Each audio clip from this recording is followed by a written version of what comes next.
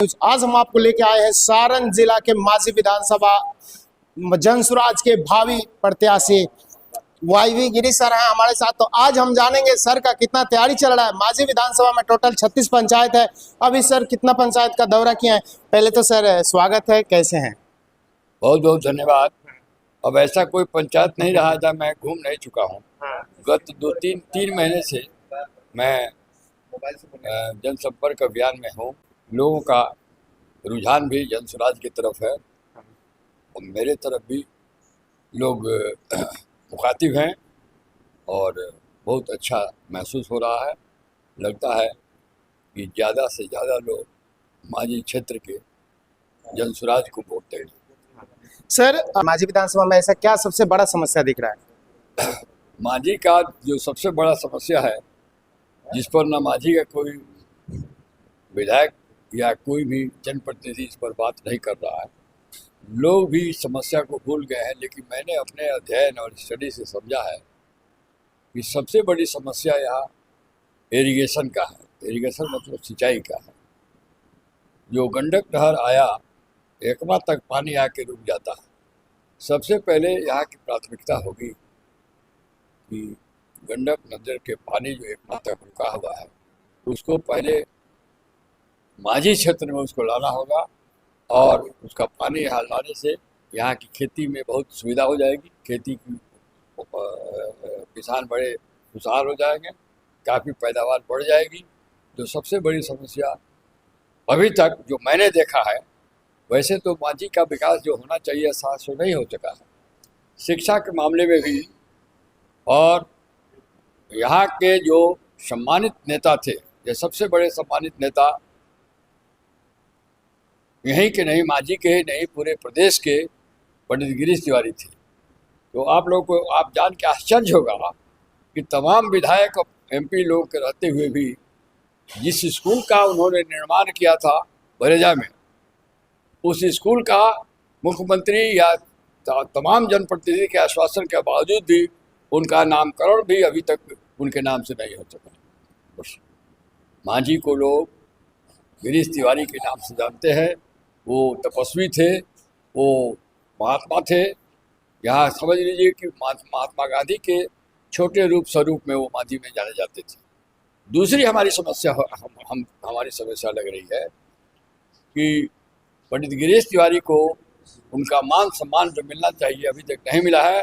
मैं उसको दिलवाऊंगा और उस स्कूल जो उनके गांव में जिसका निर्माण उन्होंने खुद कराया था, वो और उनका स्टैचू स्कूल के सामने बना हुआ था, उसका नामकरण मैं पंडित गिरीश तिवारी से कराऊंगा। ये हमारी दूसरी समस्या है। युवाओं के लिए क्या सोच है आपके?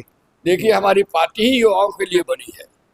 हम चाहते हैं कि युवाओं को रोजगार दिया जाए और जो 15 साल के बच्चे हैं सबको कंपल्सरी बढ़िया शिक्षा दिया जाए। प्रशांत किशोर जी का मानना है, जो कि सही भी है, कि 15 साल के बच्चों को जब तक अच्छी शिक्षा नहीं दी जाएगी, मनुष्य का निर्माण क्लास 10 तक ही होता है। यदि 10 तक उसको क्लास 10 तक अच्छी शिक्षा मिल गई तो वो बिल्कुल सफल नागरिक होगा, अपना स्वयं अपना ख्याल रख पाएगा, परिवार का ख्याल रख पाएगा। इसलिए 5 मॉडल स्कूल टाइप का जो नेतरहाट टाइप का स्कूल है, उसको हम लोगों को, हमारी सरकार बनी तो हम लोग बनवाएंगे, स्टार्ट करेंगे। और बच्चों को छोटे छोटे स्कूल सब बंद करा देंगे सरकार, बस मुहैया कराएंगे। 15-20 मिनट में सब बच्चे चले जाएंगे अच्छे स्कूल में। नेतरहाट टाइप का स्कूल बनेगा, बड़ा बड़ा स्कूल, वहाँ खेलने का सुविधा, पढ़ने का सुविधा, अच्छे शिक्षक रहेंगे तो उनको पढ़ाया जाएगा।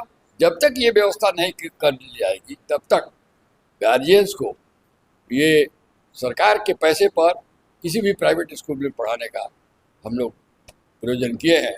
लेकिन जल्दी जल्दी हम लोग स्कूल बनवा के क्वालिटी ऑफ एजुकेशन। जहाँ तक मांझी का सवाल है, आप देखे होंगे कि कोई अच्छी इंडस्ट्री, बड़ी इंडस्ट्री यहाँ नहीं। यहाँ के जो राजनेता रहे हैं, पता नहीं उनकी क्षमता की कमी रही है या उनके पास समय नहीं रहा है या मांझी के बारे में सोच उनकी नहीं रही है। मांझी के समूल विकास के लिए यहाँ इंडस्ट्रीज को लगाना बहुत आवश्यक है। यहाँ कुछ अच्छे हायर एजुकेशनल इंस्टीट्यूशन को लगाना अच्छा है। तो मेरी मंशा है, यदि मुझे मौका दिया जनता ने, लोगों ने वोट दिया, हमारी पार्टी को पावर में लाया, मैं यदि यहाँ से विधायक हो गया तो अच्छा एजुकेशनल इंस्टीट्यूशन और कुछ इंडस्ट्री लगाएंगे और कुटीर उद्योग भी घर घर लगाएंगे। जनसुराज के राष्ट्रीय नेता हैं। 243 बिहार विधानसभा चुनाव में इस बार कितना मतलब सीट जनसुराज जीत करके मतलब आपको मतलब विश्वास है?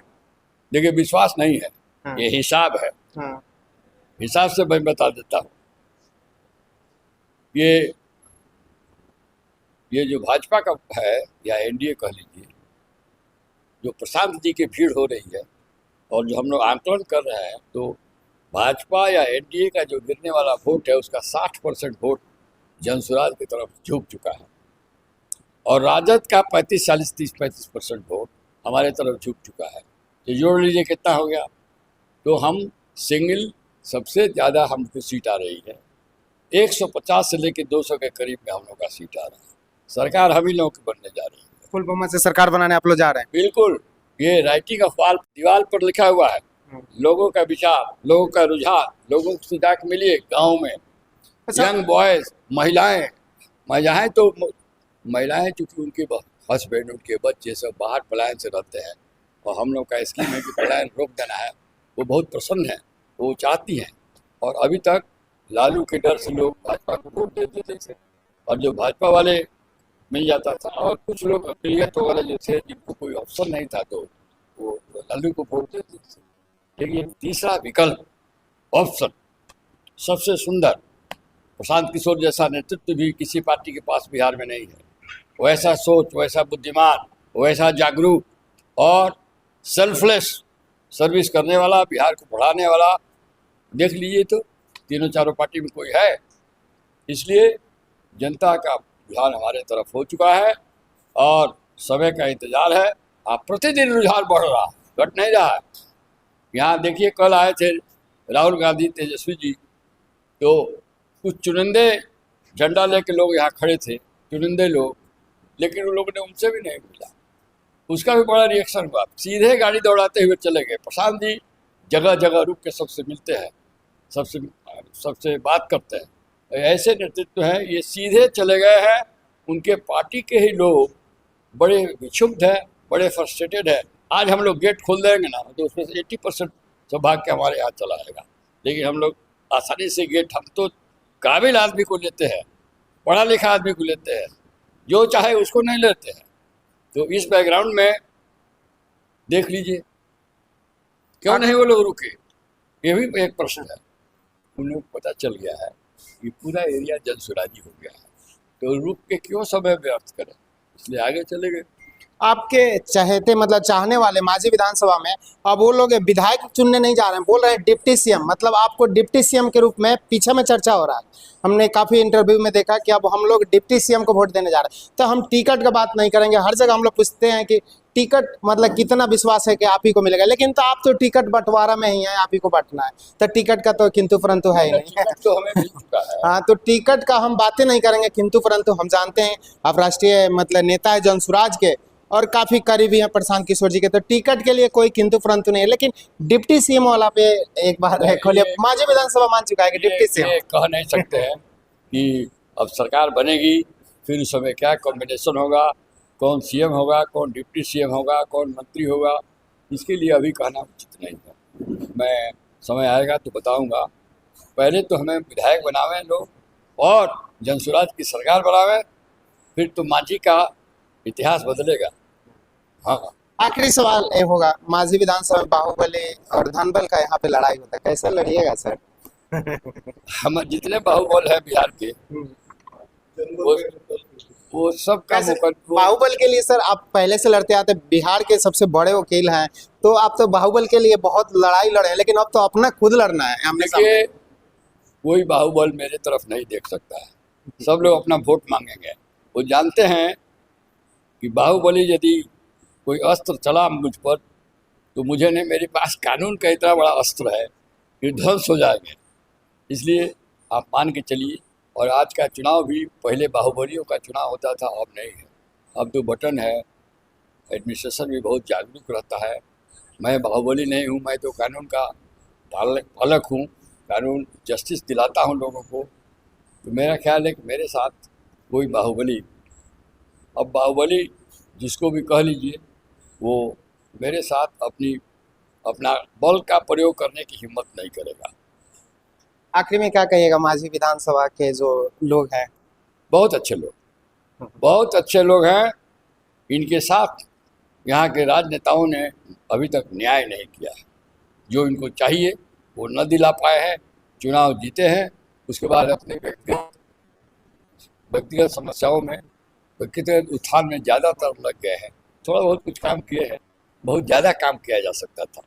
यही सब सोच विचार के हमारी पार्टी ने कहा कि आप जैसे लोग जिसको अब किसी की चीज़ की आवश्यकता नहीं है, हर तरह से भरे पूरे हैं, आपके सब बाल बच्चे सेटल हैं, तो जो बचा खुचा जीवन का समय है, प्रशांत जी ने कहा कि आप पार्टी के लिए दीजिए, बिहार के लिए दीजिए, मेरा कंधा मजबूत करिए, मुझे मेरा विकास, ताकि बिहार का विकास हो।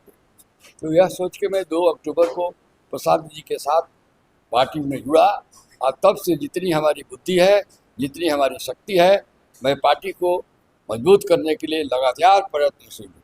मैं यहाँ चुनाव भी नहीं लड़ने वाला था, लेकिन पार्टी ने ही हमें कहा कि आप चुनाव लड़िए, चुनाव नहीं लड़िएगा तो इतने बड़े फेस है हमारे पार्टी के, नहीं लड़िएगा तो मैसेज खराब जाएगा। और पार्टी ने ही मुझे बताया कि आप के लिए उपयुक्त क्षेत्र मांझी है, आप जाइए। तो मैं पार्टी के कहने पर आया हूँ, और जब मुझे मांझी बताया गया तो मुझे बहुत प्रसन्नता हुई, क्योंकि मांझी मेरा ननिहाल है, मेरा बचपन गुजरा है। मांझी यहाँ घोरट पठिया मेरा मांझी भी पड़ता है, मेरा ननिहाल है, बचपन में बहुत रहा हूँ। मेरे बेटे की शादी गुमना में है, समध्यान है, कोहड़ा में हमारी बहन की शादी है, इसलिए मांझी से मैं पहले ही बहुत कनेक्टेड हूँ, रसा बसा हूँ। गोपालगंज से आता हूँ अपने घर से 1.5 घंटा में, पटना से आता हूँ 1.5 घंटे में, इसलिए बहुत उपयुक्त जगह मेरे लिए भी है, और मांझी के जनता के लिए भी। मेरे से अपनी प्रशंसा नहीं कर रहा हूँ, आज तक किसी दल ने मेरे जैसे प्रोफाइल का कैंडिडेट, किसी भी दल ने, एक्सेप्शन पंडित गिरीश तिवारी, वही एक अपवाद स्वरूप है, किसी ने हमारे प्रोफाइल का कैंडिडेट यहाँ नहीं दिया है। चलिए, बहुत बहुत धन्यवाद सर। के बातों से आप कितना सहमत है, सर के लिए कमेंट करके बताएं। जय हिंद।